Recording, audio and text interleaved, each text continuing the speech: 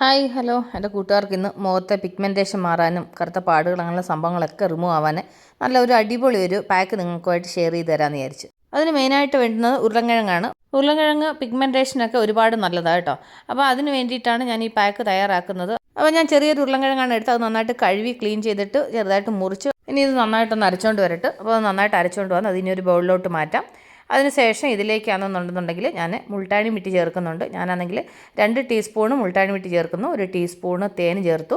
അതിൻ്റെ കൂടെ ഒരു പിഞ്ച് മഞ്ഞൾപ്പൊടി, അങ്ങനത്തെ കസ്തൂരി മഞ്ഞളുണ്ടെങ്കിൽ അത് ചേർക്കുക, ഇല്ലെന്നുണ്ടെങ്കിൽ നമ്മൾ നോർമൽ കഴുകി പൊടിച്ച് മഞ്ഞൾപ്പൊടി ഉണ്ടാവുമല്ലോ അത്. അപ്പോൾ ഞാനത് മിക്സ് ചെയ്തപ്പോൾ എനിക്ക് ഇച്ചിരി വെള്ളം പോലെ തോന്നി, അതുകൊണ്ട് ഞാൻ ഇച്ചിരി കൂടെ മുൾട്ടാണി മിട്ടി ആഡ് ചെയ്ത് കേട്ടോ. എന്നിട്ട് അത് നന്നായിട്ട് മിക്സ് ചെയ്തതിന് ശേഷം നമ്മുടെ പാക്ക് റെഡിയുണ്ട്.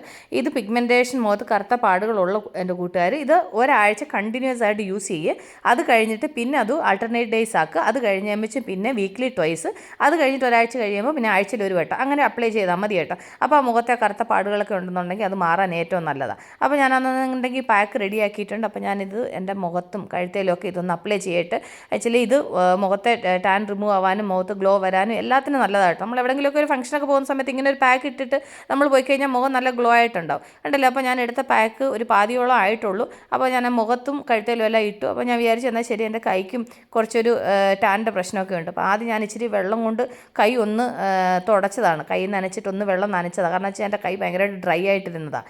അപ്പോൾ അത് കഴിഞ്ഞിട്ട് ഞാൻ ആണെങ്കിൽ നമ്മൾ റെഡി ചെയ്ത് വെച്ചിരുന്ന പാക്കുണ്ടല്ലോ അതിൻ്റെ ബാക്കി വന്നത്. അപ്പോൾ ഞാൻ വിചാരിച്ചു അത് കുറച്ച് കയ്യിലും കൈയുടെ കൈപ്പത്തിക്കൊക്കെ എല്ലാം നന്നായിട്ടൊന്ന് പരട്ടി കൊടുത്തു കഴിഞ്ഞാൽ അതും അതിൻ്റെ കൂടെ അങ്ങ് ഡ്രൈ ആവുമല്ലോ. അപ്പോൾ രണ്ടും കൂടെ ഒരുമിച്ച് വാഷ് ചെയ്ത് ക്ലീൻ ചെയ്യുകയും ചെയ്യാമല്ലോ എന്ന് വിചാരിച്ചു. അപ്പോൾ ഞാൻ മുഖത്തും കയ്യിലെല്ലാം അപ്ലൈ ചെയ്ത് ഒരു 15 മിനിറ്റ്സ് ഇങ്ങനെ വിടണം. അപ്പോൾ ഒരു 15-20 മിനിറ്റ്സ് ആയി. ഇപ്പോൾ നന്നായിട്ട് ഡ്രൈ ആയിട്ടുണ്ട്. ഇനി ഞാൻ മുഖത്ത് നന്നായിട്ടൊന്ന് സ്ക്രബ് ചെയ്ത് ഒന്ന് വാഷ് ചെയ്തിട്ട് വരട്ടെ. വാഷ് ചെയ്ത് കഴിയുമ്പോൾ എൻ്റെ കൂട്ടുകാർക്ക് എൻ്റെ ഫേസിൻ്റെ ആ ഒരു ചേഞ്ചസ് മനസ്സിലാവും. പക്ഷേ ഇത് കണ്ടിന്യൂ ആയിട്ട് ചെയ്ത് കഴിഞ്ഞാൽ മുഖത്തെ ആ പിഗ്മെൻറ്റേഷൻ ഒക്കെ മാറാൻ ഏറ്റവും നല്ലതാണ് കേട്ടോ. അപ്പോൾ ഞാനൊന്ന് വാഷ് ചെയ്തിട്ട് വരട്ടെ.